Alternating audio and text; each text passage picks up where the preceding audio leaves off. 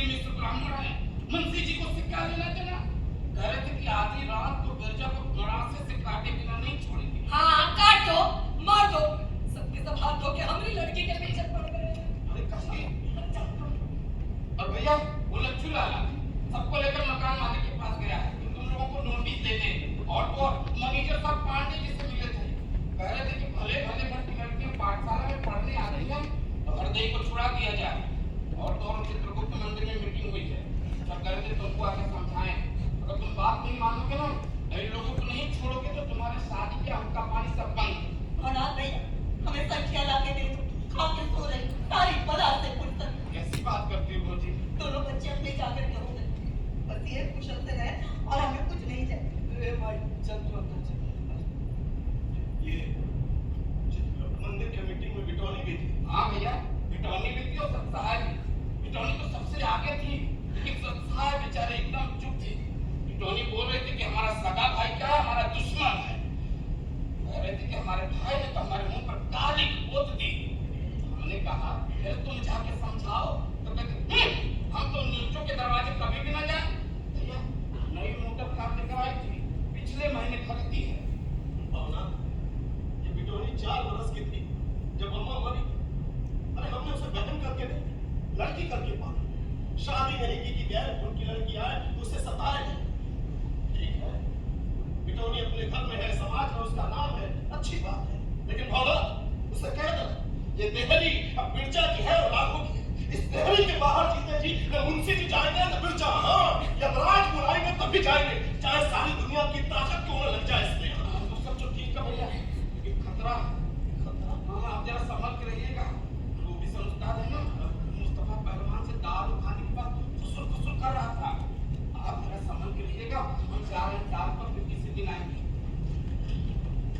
अरे ये क्या, लौकी का लच्छा, बहुत अच्छा।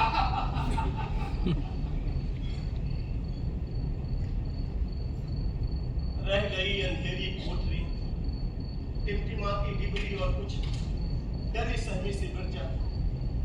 खिड़की के पार बैगन के खेतों पर छाया खूब अंधेरा और एक अजीब सी आवाज, ग्रिंग ग्रिंग ग्रिंग। क्या है ये बिरजा? जरा डिबरी से देख तो कोने अंतरे में कोई कीड़ा है क्या? नहीं, कीड़ा तो नहीं है, कीड़ा नहीं है। है कहीं अंदर का, शायद बहुत विश्वास, बहुत साहस, बहुत चुनौती के स्वर में कही गई हर दिन की बात अपने पीछे एक प्रतिध्वनि छोड़ जाती है। कमजोर नहीं है। अभी भवनाथ से बहुत बार करके मैंने पूरे जीवन को बाजी पर लगा देने वाली एक असाधारण जीवन की बात कही। इस टिमटिमाती डिबरी वाली कोठरी में अब उसी की प्रतिध्वनि गूंज रही है। कमजोर पीली फैली। कौन है? अरे कौन है वहां पे? अरे बोलता क्यों नहीं? अरे ये तो तुरई के लत्तर को ऊपर चढ़ाने के लिए बांस का ठट्ठा बांधा था। इसको कोई भी रात पैर करके एक छलांग में खिड़की पर आ सकता है। खिड़की पर कौन है? अरे कौन है वहां पे? अरे बोलता क्यों नहीं?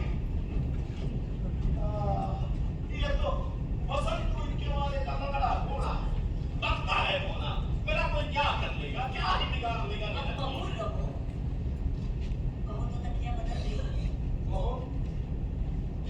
बिरजा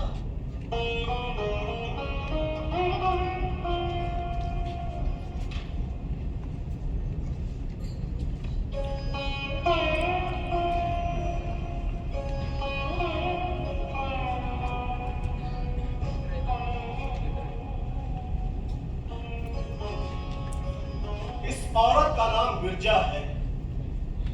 आज 15 सालों से मुंशी जी रोज इसे देखते हैं, लेकिन इसे जानते हैं क्या? उन्हें क्या मालूम कि इस बिरजा के तन के अंदर जो मन है उसमें क्या है? ज्यादा से ज्यादा उन्होंने क्या ही जाना है?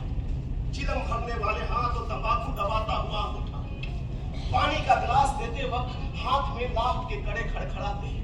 और कभी अचानक रात को नींद खुली है तो देखा यही पास में सोती बिरजा, उसके दोनों पांव ये अंगूठों के बीच पानी के कारण फटी हुई खाल और मैल भरे गिलट के बड़े बड़े बिछुए। ये मैल भरे खुरदरे तलवे, ये बेडौल बांह, ये आंखों के पास की झुर्रियां, ये बिरजा है क्या? तो बिरजा कौन है? बताने बैठी है वो।